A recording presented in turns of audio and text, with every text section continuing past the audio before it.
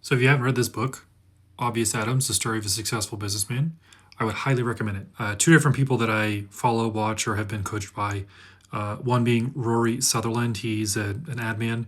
And then another coach and mentor that I actually spent a lot of time with. Both separately recommended this book. Now, here's why I recommend it.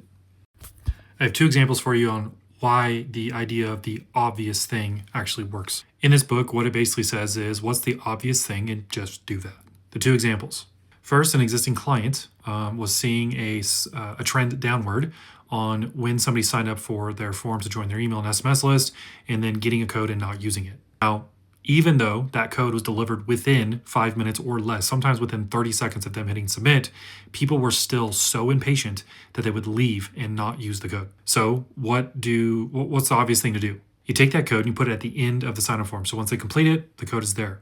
The second thing you do is you put it in the banner of the website and you make it custom to the profile that is actually viewing the website. What we saw is that downward trend stop and then increase by 1 to almost 2 percentage points on submission rates. We also saw an increase of almost 10% of code usage because the code was obvious and available. Now, the second example, a coach, mentor, and a longtime guy that I look up to, Chris O, actually started a trend inside the rancher community. One of the big objections to buying a cow share, a quarter, a half, a three-quarter, or a full, is I have nowhere to put it.